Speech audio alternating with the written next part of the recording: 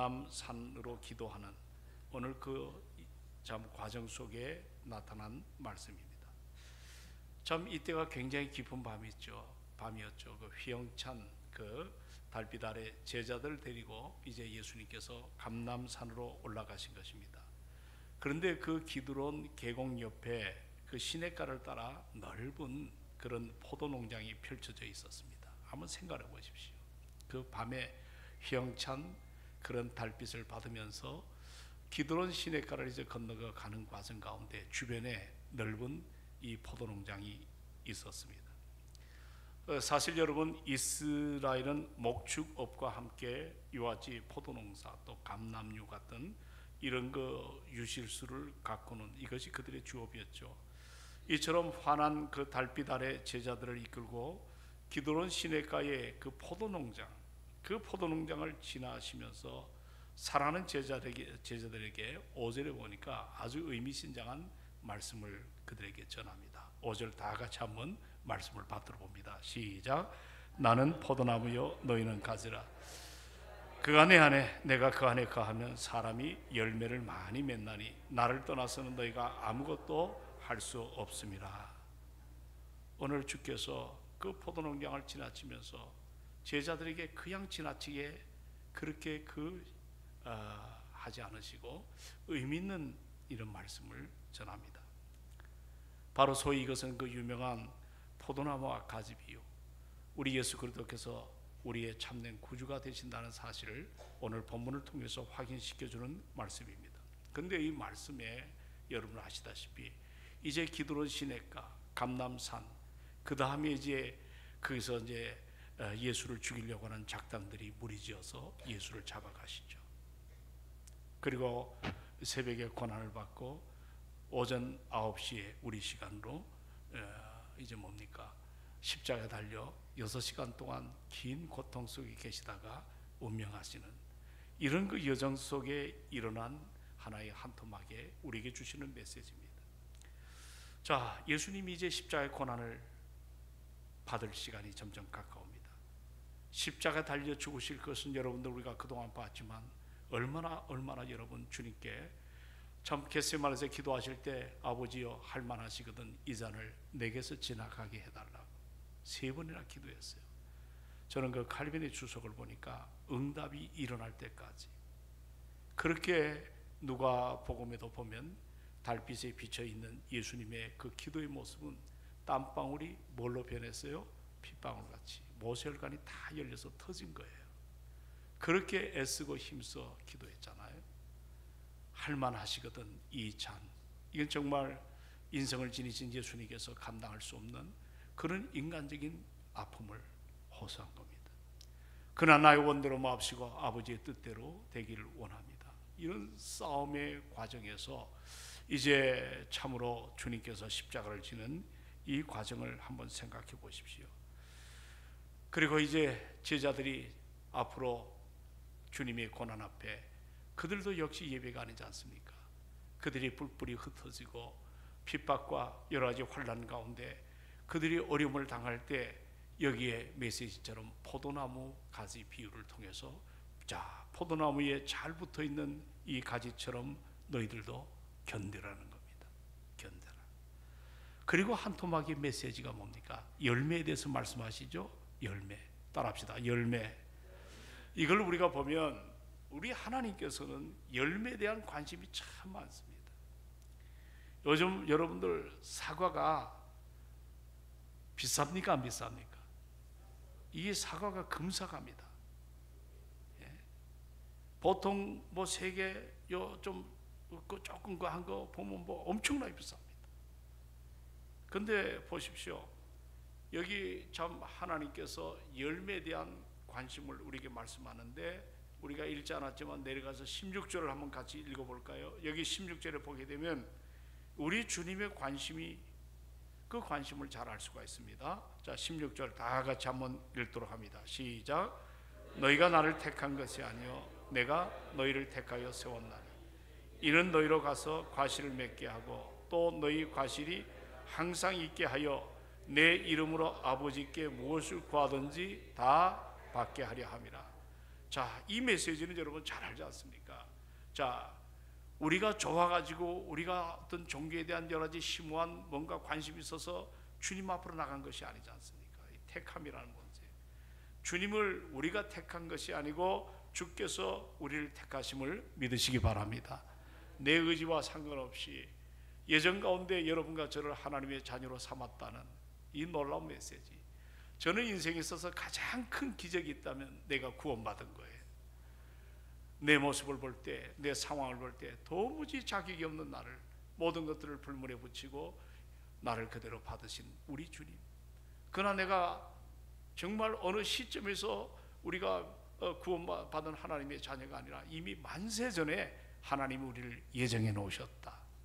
그런 참 은혜 앞에 섬세한 하나님의 그 구원 섭리 계획을 내가 깨달아 알 때, 우리는 유톤이 고백했던 것처럼 늘 울어도 눈물로 감당할 길이 없어요. 이 몸을 바쳐 우리 주님 앞에 충성하기를 원합니다.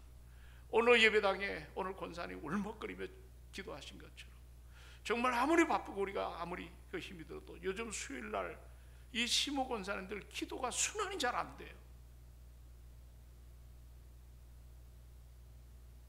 여러분의 모습 하나가 섬기지 않을 때 미래가 과연 우리에게 소망이 일어날까? 아무리 여러분들로 생각해 보십시오. 뭐 지방에서 결혼식 한다면 연일 제쳐놓고 주일도 빼먹고 가는데 1년에 서너 번 수요 3일 밤 예배 기도에, 이게 이런 모습을 가지고 우리가 과연 부흥을 기대할 수 있고 주님의 몸된 교회 내가 헌신자로 내가 세워진 그 일에 정말 우리가 충성을 논할 수가 있겠는가? 여러분, 우리가 한번 생각해 보자고요. 자, 하나님이 우리를 택할 때는 무슨 목적을 가지고 우리를 택하시지 않았겠습니까? 그냥 우리를 택한 것 아니잖아요. 그것은 다름이 아니에요. 우리로 하여금 따라합시다. 열매 맺도록 하기 위하여. 자, 우리로 하여금 무엇을 맺도록? 열매. 하나님께서 그래서 우리를 초이스한 거예요. 택하신 거예요. 그러면 우리가 오늘 생각해 볼 때 열매가 뭘까? 열매가 무엇을 의미하는가? 오늘 우리가 주님의 이 말씀을 통해서 말씀하시는 그 열매라는 것은 크게 두 가지 의미가 있습니다. 두 가지가. 첫째는 뭐냐면 우리의 어떤 성품의 열매, 인격의 열매입니다. 내가 예수를 영접했습니다. 구원받았습니다. 하나님의 자녀로 살아갑니다. 그러나 거기서 멈출 것이 아니라 구원 이후에 가장 중요한 우리에게 과제가 하나 있습니다. 그게 바로 뭐냐면 내가 어떠한 사람이 되느냐. 한번 따라합시다. 내가 어떠한 사람이 되어야 하느냐. 베드로서에도 나오잖아요. 이렇게 뭐 여러 가지 말세 때 모든 것이 무너지고 참 여러 가지 힘들 때 너는 이런 종말론적인 시대에 너는 어떠한 사람이 되어야 마땅한가. 구원 이후에 우리 삶에 던진 질문은 우리가 어떠한 사람이 되어야 마땅한가. 이건 참 중요한 명제입니다. 다시 말하면 주님이 그토록 원하시는 것은 우리로 하여금 열매 맺는 삶인데 그건 다른 게 아니에요. 그 중에 중요한 건 뭐냐면 내가 예수를 영접했어요. 구원받은 하나님의 자녀가 되었어요. 그렇다면 우리는 우리의 성품이 바뀌어져야 될 줄로 믿습니다. 예수님을 닮아가는 모습. 구주를 늘 생각만 해도 그 구주가 너무 좋은데 항상 주님을 닮고 싶은 그런 모습. 오늘 예배당에 나올 때 여러분들 내가 좀 주님 닮기를 원합니다. 사모합니다. 내 피곤하고 힘이 들지만 오늘도 주께서 주실 나를 향한 하나님의 말씀. 오늘 저녁 예배는 누구를 위한 말씀이 아니라 나를 향한 하나님의 말씀임을 믿으시기 바랍니다. 그 말씀을 우리가 기대를 해야 돼요. 성품의 열매를 맺은 사람들은 정말 내가 어떠한 사람이 되어야 하느냐. 여러분, 우리가 자동차가 아무리 요즘 최신형이 할지라도 이게 거리를 움직여 나갈 때 뭐가 필요해요?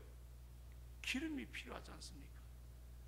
우리가 하나님의 은혜 앞에 정말 구원받은 자녀로 우리가 살아갈 때 우리 성품이 아름다워져야 되거든요.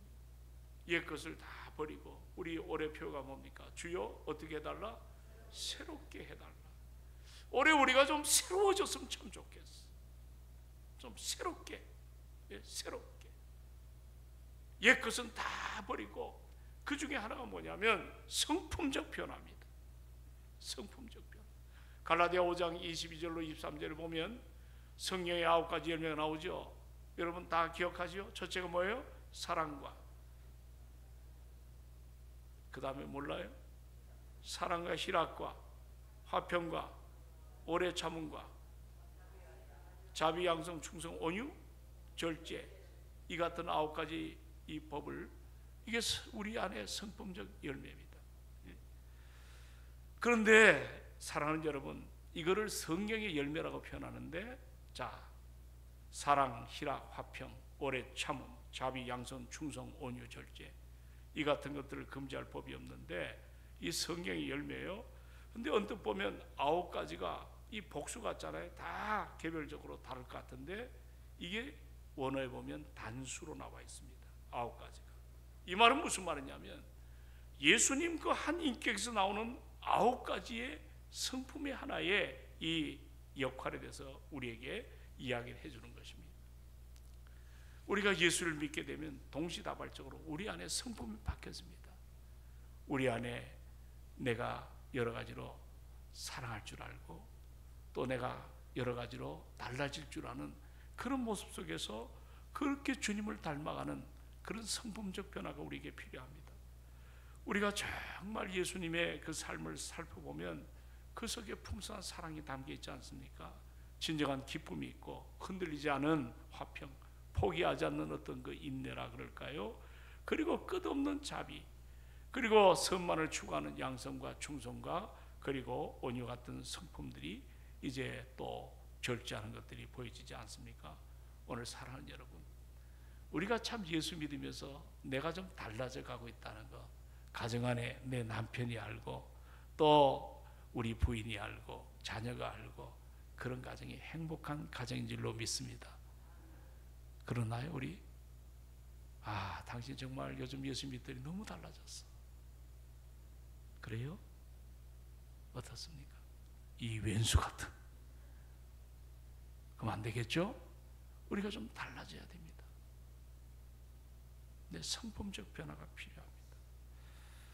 포도나무에 붙은 이 가지 열매는 바로 이와 같이 성품적 변화뿐만 아니고 또 하나가 뭐냐면 사역의 열매를 우리에게 말씀하고 있습니다. 내가 예수를 믿었습니다. 구원받았습니다. 이제는 참 중요한 것이, 자, 내가 어떠한 삶을 사느냐.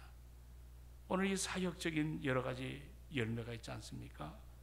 그래서 그는 우리가 성경에 보면 구원 이후에 내가 만난 예수 그리스도를 온 땅에 증거하는 이 삶이 우리에게 필요할 줄로 믿습니다. 때를 얻든지 못 얻든지 정말 너무 좋은 거예요. 여러분들 너무너무 좋으면 상대방에게 그 좋은 걸 함께 나누고 싶죠? 복음은 기쁜 소식입니다. 너무 기쁜 소식이에요. 여러분 이 주일서부터 오늘까지 살아가면서 내가 만난 예수 그리스도를 삶의 현장에서 여러분들 전하고 그렇게 살아가고 있는 줄로 저는 믿어요. 우리 지금 사는 이 자양동이 너무 바뀌었어요. 지형이 바뀌었어요. 중국 분들이 너무 많아요. 우리 한국 분들이 점점 자꾸 이사가고 이 집값도 비싸고 또 여러 가지로 이 중국 동네가 돼버렸어요. 그러다 보니까 우리가 전도할 대상이 점점 적어집니다. 그리고 또 여러분들 삶에서 가지고 팍팍해지는 게 많아요. 우리가 경제 문제에 대해 가지고 어느 누구도 여유로운 사람들이 없습니다. 그러다 보니까 위트니스, 내가 증인자인데 내가 복음을 받고 하나님의 사랑으로 살아가는 이 은혜를 우리가 어떻게 감당할 수 있는가? 이 열매는 전도의 열매가 참 중요합니다. 전도의 열매. 오늘도 그렇기 때문에 우리가 한 해를 살아가면서 이번에 목장들 우리가 밖에 나갔잖아요. 테마여행. 거기에 이제 전도부장님이 다 써가지고 지금 어떻게 감당할까? 제가 회의하면서 어떻게 앞으로 전도부장으로 계획을 어떻게 하면 좋겠는가? 그래도 여러 가지 고민을 많이 하시는 것 같아요. 그 중에 하나가 좀 우리가 매 주일마다 예배에 대한 예배관이 좀 달랐으면 좋겠습니다. 여러분들 정말 보면 우리 여기 전부 다 데이터를 내지만 너무 많은 분들이 빠져요. 너무 쉽게 빠져요. 이게 내 생명에 관한 일이고 정말 아무리 바빠도 여러분 예배를 통해 하나님께서 우리의 삶을 기뻐 받으신다면 우리가 그런 자세를 가지면 예배 잘 안 빠집니다. 우리 지난날 믿음의 선배들은 예배를 생명처럼 여겼잖아요. 그렇죠? 요즘 보면은 주일날도 뭐 바쁘다고 다 나가버리고 이러다 보니까 엉망이 되는 게 내 신앙이. 주일 성수 안 하는 사람 보면 그 신앙이 뻔합니다. 우리가 좀 뭔가 좀 달라져요. 그리고 뿐만 아니라 내 가족 구원이 지금 절실히 필요합니다. 이제 5월달이 마지막 보루가 우리의 과정인데요, 이미 우리 가정에 영적 전쟁이 일어나고 있어요. 여러분 자녀들 예수 안 믿는 분들 생기죠? 맞아요, 틀려요? 이게 심각한 영적 전쟁입니다. 부모 말 듣습니까, 안 듣습니까? 머리가 좀 크니까 이제는 안 따라줘요. 그렇죠? 이걸 어떻게 하면 좋겠습니까? 우리가 이런 여러 가지 힘든 상황 가운데 내가 만난 그 예수 그리스도, 이 복음에 대한 열정이 내 안에, 이것이 주변 환경 때문에 자꾸 약해지고 전도에 대해서 무기력증이 생기면 안 되죠. 오늘 분명히 주님이 기뻐하는 것은 열매인데 하나는 성품적 열매, 따라합시다. 성품적 열매. 또 하나는 뭐예요? 사역적인 열매입니다. 그 중에 하나가 전도입니다. 영혼권에 대한 열망이 좀 우리 가운데 좀 충만하기를 주의 이름으로 축원합니다. 교회는 교제가 중요해요. 그러나 주일날 모이면 우리가 교제 속에서 내가 만난 예수 그리스도, 그 간증이 좀 우리 안에 넘쳐지기를 바랍니다. 그리고 새로운 사람이 누군가를 좀 살펴보고 그들에게 내가 만난 예수 그리스도와 함께 전하며, 그리고 목장에 같이 한번 들어가자, 기관에 한번 들어가자, 조심스럽게 그들을 잘 세워나가는 이런 것들이 참 우리에게 필요하지 않겠어요?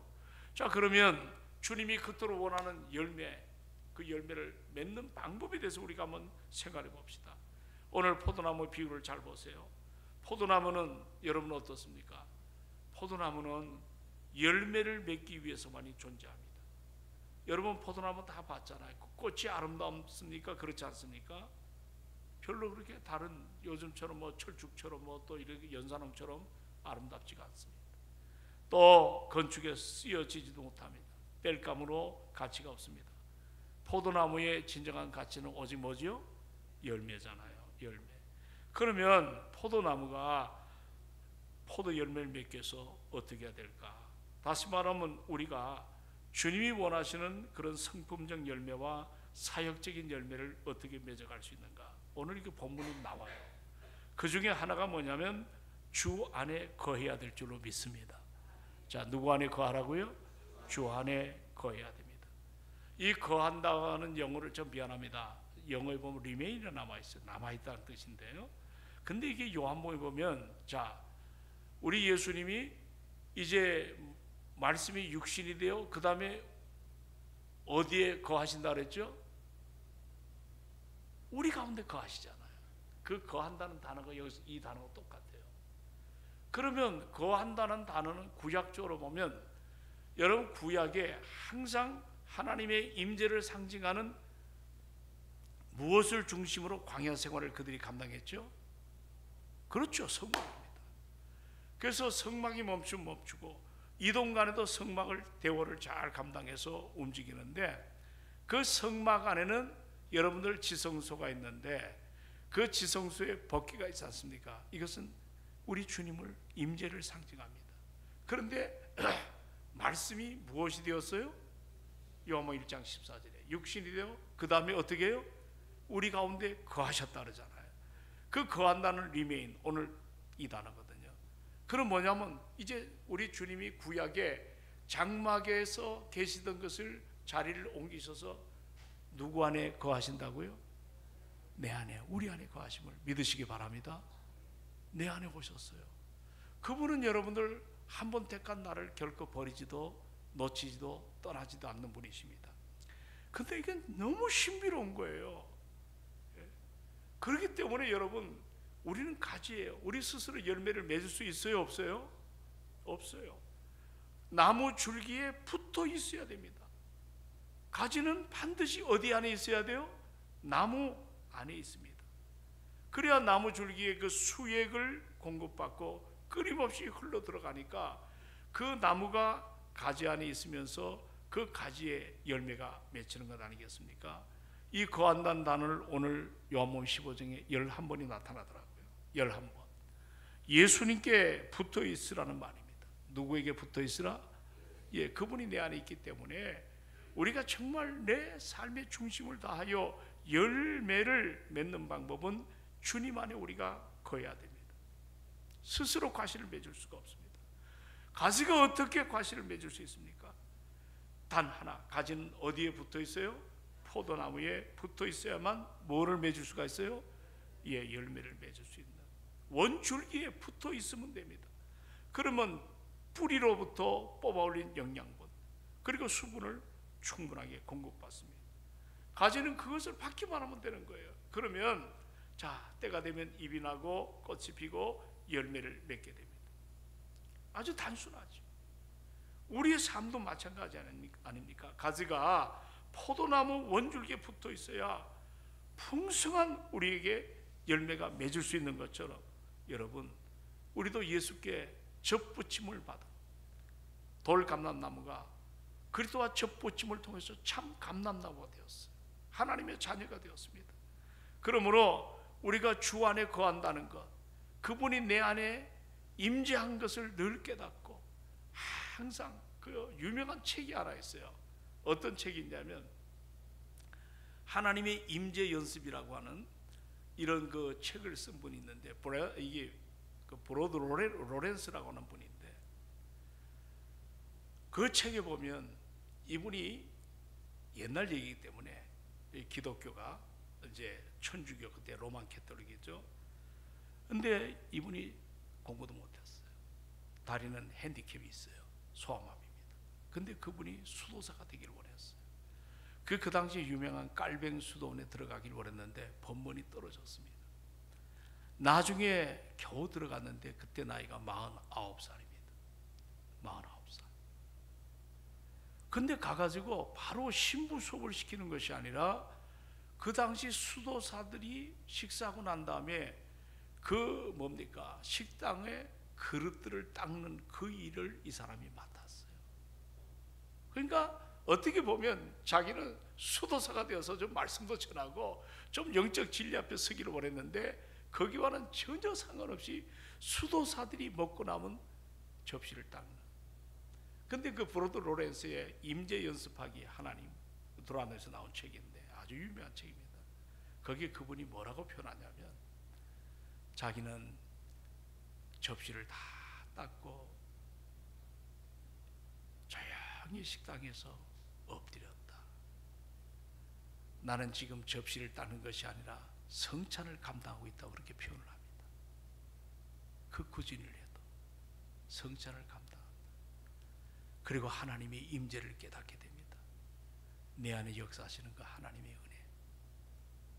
나는 아무리 우리가 바쁘고 경제적으로 너무 힘들어도 삶이 지치고 피곤해도 사랑하는 여러분, 내 안에 누가 계세요? 예수 그리스도가 성령으로 내 안에 계셔서 우리 삶을 날마다 힘을 주시고 공급하는 그 능력을 통해서 우리가 이 거친 세상을 늘 당당하게 맞짱뜨고 이겨나갈 수 있다는 것을 알아야 될 줄로 믿습니다. 그리고 또 하나는 뭐냐면 여기 보니까 자, 과실을 맺는 하나가 주 안에 거하는 것이고 두 번째는 여기 3절에 보십시오. 자, 같이 한번 다 같이 읽습니다. 자, 15장 3절 시작. 너희는 내가 일러준 말로 이미 깨끗하여졌으니. 이 깨끗하다는 말은 뭐냐면 세퍼레이트라고 하는 구별됐다는 말입니다. 이미 우리는 구별된 삶을 삽니다. 이 땅에 우리가 사람들과 섞여 살지만 우리가 그 자리에서 나는 너희들 예수 안 믿으니까 싫어 그게 아니라 우리는 그 가운데서도 구별된 삶으로 내 신분이 그리스도인입니다. 자기 정체성을 갖고 하나님의 은혜 앞에 오히려 구별된 인생을 통해서 영향력 있는 삶을 우리가 살아야 되지 않겠나요? 우리 동성애 성도들이 그 정도의 그리스도인으로서 영향력 있는 사업하는 분은 사업 따로 예배 따로 신앙 따로가 아니라 사업이 현장에 가서 때로 내가 손해가 있습니다. 내가 여러 가지 경영에 여러 가지 힘든 것이 왜 없겠어요? 그럴 때 깨끗하여졌다는 이 단어는 구별된 삶을 이제 우리가 세속의 현장에서 그렇게 살라고 말씀하십니다. 때로 예수 때문에 손해볼 수가 있습니다. 우리가 예수 때문에 양보할 수도 있습니다. 우리가 예수님 때문에 포기할 수도 있습니다. 때로 그것이 우리에게 여러 가지 삶의 어려움도 겪을 수가 있겠죠. 그러나 사랑하는 여러분, 이렇게 이미 깨끗해졌다, 우리가 구별된 인생으로 그렇게 살라고 주께서 우리에게 요구하시는 것을 우리가 잘 감당해야 될 줄로 믿습니다. 우리가 주일날 오전 예배나 오후 예배 말씀을 들었잖아요. 자, 이번 창세기를 강의하시는 우리 김 목사님, 또 요한 서신을 강의하시는 우리 정 목사님, 참 훌륭한 분들입니다. 주일날 우리가 소홀히 여기지 아니하고 이미 깨끗해진 우리의 인생에 말씀이 어떻게 보면 참 이게 죄송스러운 표현이지만 그 말씀이 우리에게 영적인 윤활유가 아니겠는가. 성령의 아름다움을 통해서 말씀과 성령을 따라 우리가 거룩해져 가는 그런 모습으로, 그래서 예배가 너무 좋은 거예요. 예배가 너무 기다려지는 거예요.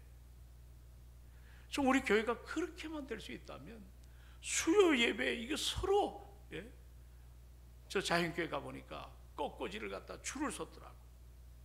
내가 하겠다고. 거긴 또 그런 교회 또 특징이 있습니다. 우리도 좋은 특징이 많아요, 우리 교회도. 그러니까 뭐를 하려면 내가 그 줄을 서가지고 체크를 하더라고요. 우리도 뭔가 영적인 면에 구별된 삶으로 하나님 앞에 내가 충성된 그 아름다운 일을 감당하기를 원하는, 이번에 대청소를 했잖아요. 참 고생들 많이 합니다. 구석구석을. 어떤 분이 이것 때문에 병이 난 사람도 있어요. 누가 알아주지도 않아요.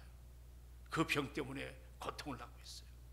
그러나 우리 주님은 아십니다. 얼마나 그분들이 교회를 사랑하는가. 오늘 여러분, 우리가 이미 깨끗해졌다는 이 단어를 생각해 볼 때 우리가 구별된 삶으로 살아가야 되는 명제가 담겨 있어요. 구별된 삶. 구별된 삶. 아까 사업 얘기를 했죠. 또 직장이죠. 제가 종로에 있는 한 회사가 IMF 때 그 회사 때문에 한일은행이 사라져 버렸죠. 공적 자금을, 이게 회수가 안 되니까 마지막에 그 직원들이 상당히 많았어요. 구조조정하면서 많이 이제 회사를 떠났는데 거기에 김정금이라는 자매가 있습니다. 그 자매는 임시직으로 들어왔어요. 근데 참 놀라운 것은 아침에 예를 들어서 8시 반에 출근이면 이 친구는 새벽기도 마치고 바로 옵니다. 그래가지고 사무실을 자기가 남의 것까지 깨끗이 닦아놓습니다. 자기가 정규직이든 임시직이든 그게 중요한 게 아니에요. 자기 삶에서 최선을 다해요. 제가 그때 장척 회장님이 여러 가지 같이 있는데 내가 이 정금이는 이 회사에 좀 그대로 있었으면 좋겠다. 그랬더니 회사 사람들이 이 자매가 얼마나 소중한 걸 알더라. 그러니까 여러분, 우리 신앙인들이 경제 논리 속에서 예수는 참 교회 보면 잘 믿는 것 같은데 너무 외식적인 사람이 너무 많아요. 삶의 변화가 없어요. 그리스도의 영향력을 우리가 세상 앞에 빛과 소금 역할을 감당하지 못해요. 그리고 그에 대한 자각이 사라졌어요. 다 니놈도 그렇고 저놈도 그렇고 지놈도 그렇고 다 그렇게 사는데 내가 유별나게 그렇게 살질 않아요. 여러분, 우리 동성애 신앙인들은 바로 열매 맺는 아름다움이 여러분 안에 좀 아름다워지기를 주의 이름으로 부탁합니다. 그래서 여러분 한 사람을 보면 정말 당신이 믿는 스가랴 8장에 나오잖아요. 당신이 믿는 그 예수 나도 믿고 싶다고 하는 그런 삶의 아름다운 역사가 우리 교회 안에 일어나기를 소망합니다. 자, 그렇다면 오늘 여기 보니까 자, 열매를 맺게 되면 여기에 주어지는 결과가 있어요. 8절입니다. 다 같이 어떤 결과가 있나? 자, 8절을 같이 한번 읽어봅니다. 다 같이 시작. 너희가 과실을 많이 맺으면 내 아버지께서 영광을 받으실 것이요 너희가 내 제자가 되리라. 아멘. 잘 보세요. 열매를 많이 맺게 되면 결과적으로 아버지 하나님 앞에 뭘 돌린다? 영광을 돌린다. 과실을 맺으면 하나님께 영광을 올려드린 것입니다. 이 영광은 구약의 히브리어는 이 카보드, 무겁다는 말이죠. 그래서 영광이라는 것은 누군가가 지니고 있는 내적인 탁월성과 위대함을 말해요. 저도 성도들 보면 닮고 싶은 분들이 계세요. 교회 안에 장로님 가운데, 또 우리 권사님 가운데 정말 목사지만 닮고 싶은 분들이 계세요. 뭔가 내적인 탁월성이 있어요. 그리고 정말 위대함이 삶 속에 묻어납니다. 그 탁월성과 위대함이 클수록 드러나는 영광이 달라요. 영광이 달라요. 그리고 신약에 보면 영광이 뭡니까? 독사라고 표현하죠. 이거는 번쩍번쩍 빛난다, 이런 뜻이 담겨져 있는 의미입니다. 그렇다면 이 말이 뭐냐면 내적인 탁월성과 위대함이 밖으로 드러나는, 이 드러남이 아름다움, 이것이 강렬히 드러날수록 영광이 커지는 겁니다. 그러니까 여러분, 한 사람, 예수님께서 십자가에서 당신의 모든 것들을 희생할 만큼 여러분은 값비싼 존재임을 잊지 않기를 주의 이름으로 부탁합니다. 우리 값싼 성도들이 아니에요. 너무 이기적이고 너무 여러 가지 자기 중심적이고 아니잖아요. 좀 이타적이고 정말 섬김에 대한 아름다운 모습이 우리 안에 좀 일어나야 되지 않겠나요? 당연히 하나님의 영광을 나타내야 될 존재가 여러분과 저입니다. 그런데 우리는 이런저런 핑계로 상황, 여러 가지 여건, 이런 것들을 여러 가지로 피하다 보니까 주님의 영광을 가리우고 살 때가 많습니까? 적습니까? 많아요. 이게 고통이죠. 여러분, 열매 있는 성품이 좀 일어나기를 소망합니다. 난 이번 장로님들한테 기대가 됩니다. 있어요. 열매 있는 성품적인 아름다움, 열매 있는 정말 복음에 대한 능력을 갖고 주의 영광을 온 땅에 펼쳐나가는 그런 신실한, 성경에 바울이 두기고를 칭찬한 것처럼 정말 아름다운 모습이 아름답게 드러났으면 하는 마음이 간절합니다. 여러분, 그 오라토리아, 그 메시아에 보면 그 할렐루야라는 찬양 이번에도 같이 불렀죠. 우리 그저 한국 중앙교회 가가지고 그 전체가 부르니까 얼마나 웅장합니까? 그 핸델이라는 분이 이 메시아 곡을 썼는데 실패를 거듭거듭 하고 있었습니다. 모든 사람이 말하기를 저 핸델은 이제 끝났다. 그때 핸델이 하나님 앞에 21일 동안 금식하며 하나님 앞에 은혜를 갈망했어요. 그리고 완성된 곡이 여러분들 유명한 메시아입니다. 그 합창곡 44번이 할렐루야입니다. 이 작곡을 끝날 때 그분은 뭐라고 표현하냐면 내 앞에 천국이 나타난 것을 보았다. 하나님의 영광을 보았다. 오 주님. 여러분, 우리가 메시아의 할렐루야를 찬양할 때 청중들이 다 그대로 앉아있나요? 아니면 다 서나요? 다 씁니다. 예수 안 믿는 사람도 씁니다. 이 노래가 울려 퍼지는데 어느 누구 예외 없이 다 그 자리에서 씁니다. 그 곡에 담겨있는 하나님의 영광, 하나님의 영광, 모두가 그것을 일어나서 그분을 경배하는 것 아니겠습니까? 우리의 열매라는 것은 하나님의 영광과 직결되어 있습니다. 우리의 열매가. 더 나아가 우리가 열매를 많이 맺으면 여기 보니까 우리가 누구의 제자? 예수 그리스도의 제자가 된 것을 우리에게 알게 하십니다. 제자는 주님을 닮아가는 자입니다. 주님을 따르는 자들입니다. 하나님께서 오늘 이 시간에 열매에 대한 관심이 참 많다는 거. 이제 죽으러 가시는 길이에요. 성찬식을 끝나시고 달밤에 흉차게 그 기드론 그 시냇가를 건너면서 이제 겟세마네 들어갈 때 주변에 포도나무 농장을 보시고, 얘들아, 나는 포도나무야, 너희는 가지야. 너희가 내 안에 거하면 많은 열매를 맺는다. 내가 십자가 달려 죽을 때 그 고난이 너희들에게 두려움으로 비춰지지 않기를 바래. 왜냐하면 부활의 신앙이 있기 때문에. 어떤 우리가 여러분 예수 믿으면 기복신앙인들이 한국교회가 그것에 망쳐졌어요. 예수 잘 믿으면 장사가 잘 되고 사업이 잘 되고 건강해지고, 그건 기복신앙이죠. 하나님 그렇게 하실 수가 있습니다. 그러나 더 중요한 것은 열매, 내 성품이 달라져 갑니다. 할렐루야.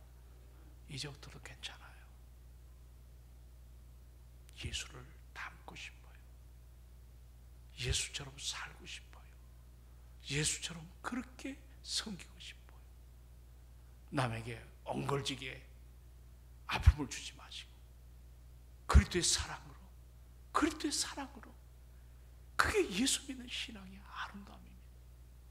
어려움이 있을 수 있지만 인내하십시오. 저분이 다 시시비비를 가르쳐 줄 것입니다. 다 모든 걸 판단하시고 당신의 영광을 위해서 우리를 새롭게 하실 날이 분명히 있을 줄로 믿습니다. 이제 말씀을 정리하고 싶습니다.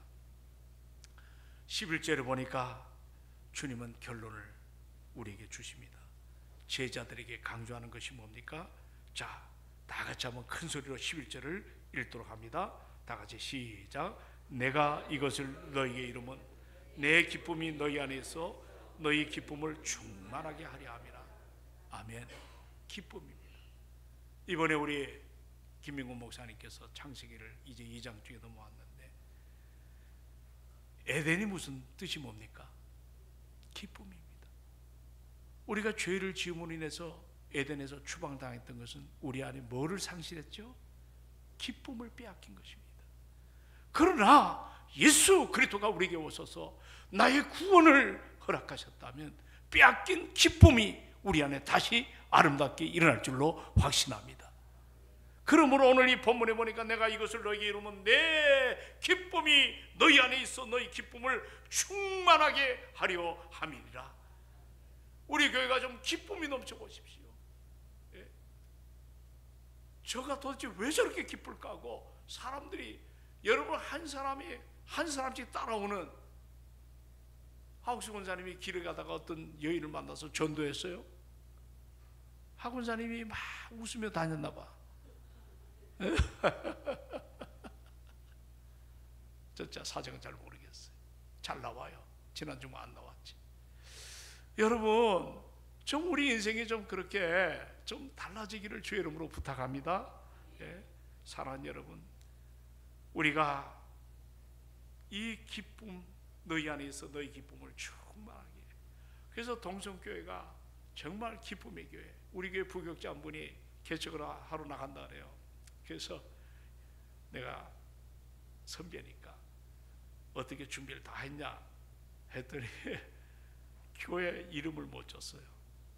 그래서 내가 뭐라고 지어줬냐면 기쁨의 교회. 그러니까 목사님이 영어를 좀 하니까 조이풀이라고 바꿔놨더라고. 조이풀이나 기쁨이나 그게 그거요. 기쁨. 어디 만나는 사람은 막 열심히 일어나는데 얼굴이 막 그러면 힘들죠. 한번 옆에 분들 얼굴을 한번 좀 보세요. 이 정도 신약을 먹었으면 이제 기쁨이 내 안에 독이 다 빠지고 저 기쁨이 충만할 줄로 믿습니다. 아멘. 우리 이 앞에 오셨는데 박종환 집사님은 권사님 어디 계시나?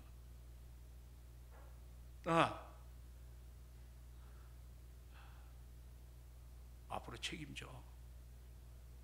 아내하고 남편이 막 얼굴이 해같이 맑고 큰일 났다 이제. 기쁨이 충만한. 네. 아멘.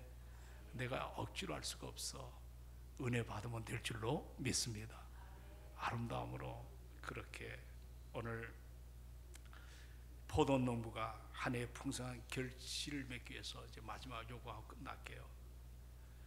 반드시 가지가 좀 부실한 가지를 어떻게 하죠? 다 자르는 걸 뭐라 그래요? 전지한다 그러죠? 사정없이 내리칩니다. 예?